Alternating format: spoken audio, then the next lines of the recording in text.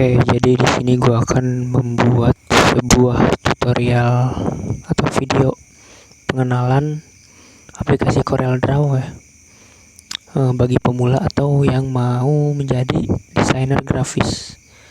Oke, info untuk aplikasi atau software ini adalah ya, menurut perspektif gue, ini adalah aplikasi yang memang benar-benar wajib dimiliki oleh para desainer grafis pemula maupun profesional. Dengan semua fitur yang tersedia, ini adalah software yang memang benar-benar menunjang para desainer grafis untuk berkarya. Jadi di sini kelebihannya itu toolsnya lengkap dan pokoknya enak dah. Jadi bebas untuk kalian yang pokoknya gambar apapun di situ ya. Ini aplikasi yang memang benar-benar is number one menurut gua gitu. Jadi kita masuk aja, langsung kita klik CorelDRAW. Kita tunggu. Nah, ini untuk ketika dibuka tampilan awalnya kayak gini.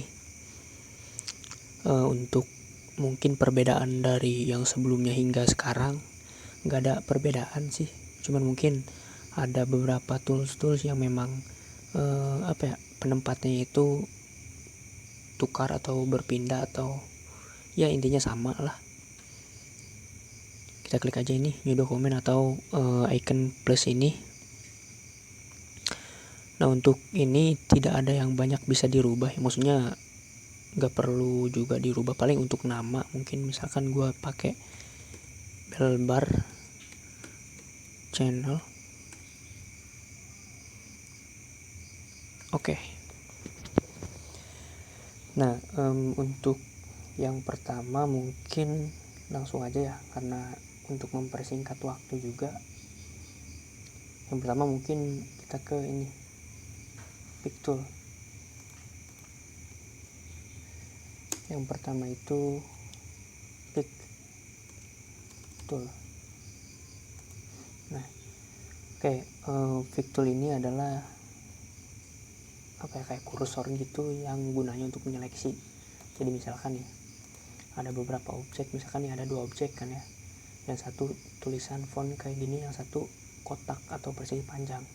Nah, gunanya pick tool itu untuk menyeleksi, misalkan ini kita mau klik yang mana, dan untuk pengarahan juga gitu. Jadi intinya ya kursor di sini berfungsi banget ya. Oh ya, jadi gue di sini menjelaskan beberapa tools yang memang sering dipakai ya oleh para desainer, oleh para pengguna CorelDRAW. Jadi intinya toolsnya itu begitu banyak ya, dan nggak semua itu dipakai, bukan nggak dipakai sih, nggak semua sering dipakai gitu. Ini beberapa yang memang untuk awalan bisa kita coba atau kalian coba gunakan.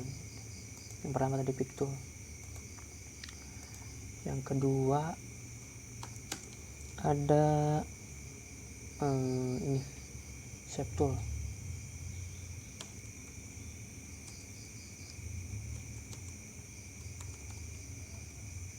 Nah, shape tool ini yang ini. Jadi shape tool ini ketika kita klik, misalkan nih yang kotak tadi kita klik, nah ini kita bisa mengubah outline atau siku dari objek tadi. Misalkan ini kita klik shape tool, lalu ada beberapa pilihan di sini. Ada round corner, ada shape looped corner, dan juga chamfered corner. Jadi fungsinya itu beda-beda. Misalkan kita klik yang round corner, kita klik sudutnya, lalu kita drag ke tengah. Nah, seperti ini. Kita coba yang scalloped corner seperti ini. Jadi sikunya bisa kita ubah. Untuk yang shape ini, jadi untuk mengubah siku atau siku outline atau garis luar tuh, ini bisa kita ukurannya juga bisa kita ubah. Itu yang kedua. Nah, untuk yang ketiga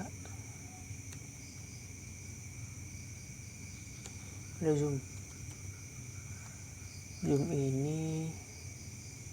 Nah, ini misalkan kita klik yang tanda plus ini untuk zoom, kita min ini. Nah, ini untuk memperdekat, ini untuk memperjauh. Bisa coba misalkan kita pakai pick tool, kita klik Z, tekan Z nya, kita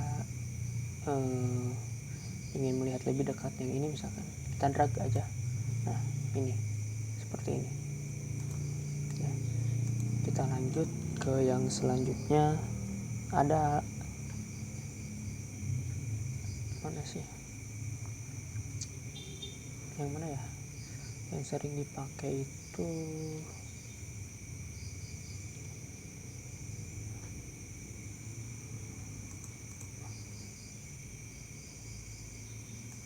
ini mungkin nih,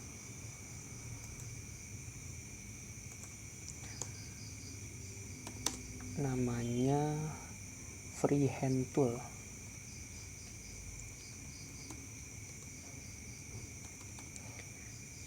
Jadi gunanya ini untuk membuat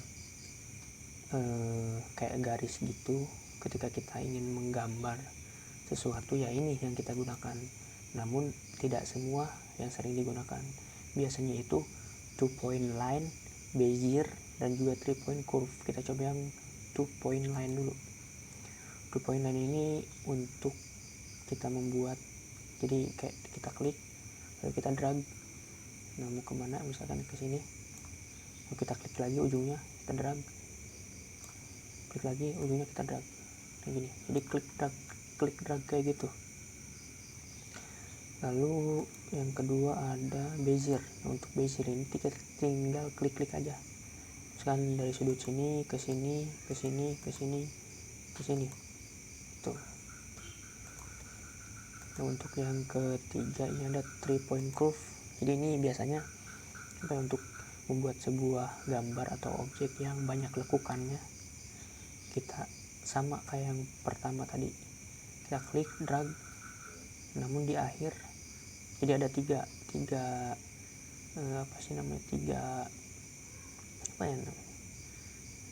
kali inilah pengerjaan. Kita klik, kita drag, lalu kita ini tuh. Jadi yang terakhir itu untuk lekukannya. Nah, ini itu. Lalu selanjutnya ada rectangle. Nah, yang ketiga mungkin ini ya, rectangle, atau di sini kita membuat persegi atau persegi panjang. Tinggal di drag aja sekarang ini, kita buat persegi, dan bisa kita ubah ukurannya di sini. Misalkan ini kan nggak sama ya ukurannya, jadi kayak panjangnya berapa, lebarnya berapa. Nah, kita ubah di sini. Misalkan kita ingin sama 10, kita ubah lebarnya 10 dan tingginya 10, jadi kotak. Dan jika kita ingin membuat persegi panjang, tinggal gini, itu kita ubah di sini ya. Apa tadi, freehand ya. Terus yang kelima rectangle.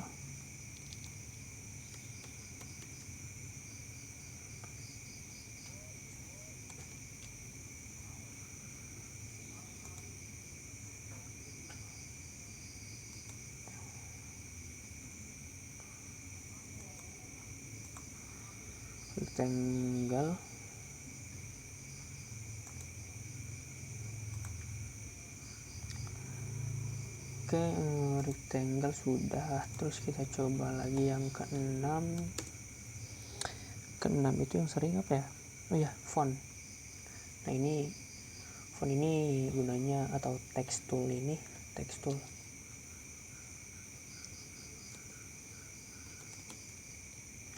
Gunanya ini untuk membuat tulisan atau kalimat. Jadi kayak misalkan nih gue nulis bell bar channel ya, kita klik dulu ini text tool, kita ingin mengubah misalkan fontnya mau kita ubah, kita ke pick tool.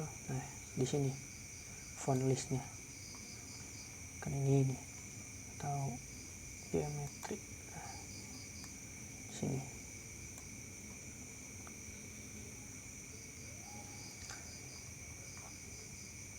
selanjutnya ada apa ya, nah shadow tool yang ketujuh, shadow tool.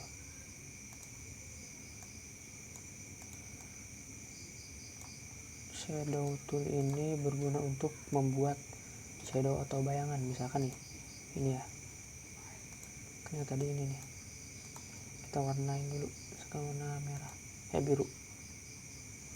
Kita klik shadow tool, kita klik di sini, kita drag ke pinggir misalkan.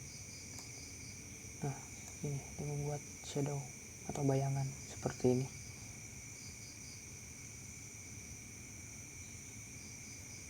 Jelas ya. Oke, kita lanjut untuk mempersingkat waktu. Yang ke-8 apa ya,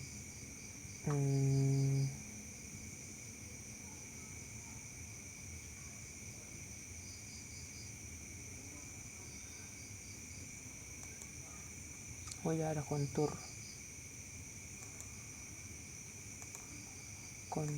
ini apa ya, lupa lagi gue gunanya juga kontur. Oh ya, kontur ini jadi kayak kita membuat line ya atau garis luar.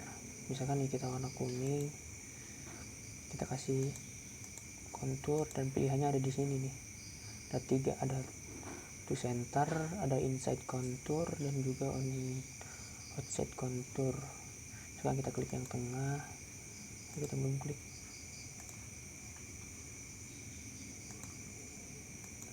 Nah ini kalau font mungkin hanya bisa ini, jadi ada garis terluarnya gitu. Ini untuk kontur. Ini sih tulisannya sih contour. Yang ke-9 ada apa ya,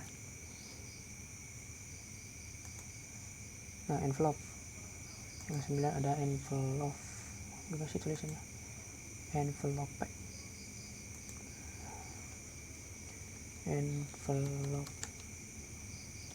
Sini gunanya misalkan kita klik envelope. Nah ini untuk mengubah bentuk dari objek, misalkan kita ke atasin, nah kayak gini. Nah untuk membuat logo kan biasanya menyesuaikan objeknya ya, fontnya. Ini juga bisa, misalkan kita ini kan tuh, untuk mengubah bentuk objek, namanya envelope. Lalu ada yang ke-10 transparan. Ini transparency tool.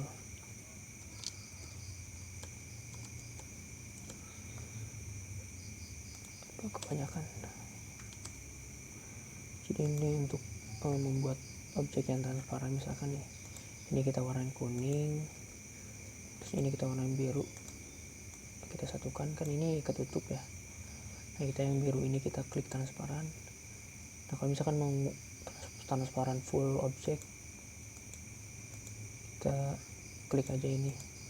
Kalau misalkan hanya sebagian, kita klik transparan, kita klik tengah, drag ke pinggir atau ke samping atau ke atas, ke bawah gitu.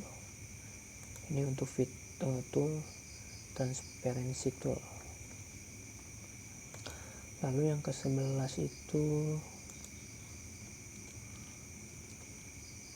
apa ya, nah ini color eyedrop.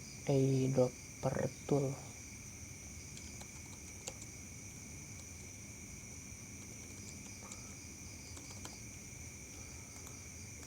Color eyedropper tool. Jadi ini itu menurut gua sih lebih ke kayak lebih ke kayak duplikat warna ya. Misalkan nih kita pengen warna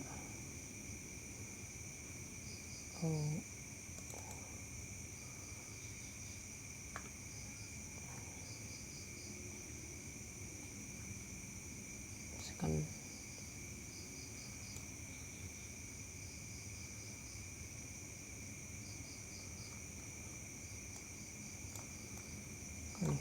pengen warna baju ini, kita klik color eyedropper tool, kita klik warna yang diinginkan, klik lagi ke objek yang ingin mengubah kita warnanya. Nah, duplikat warna kayak gitu eyedropper tool.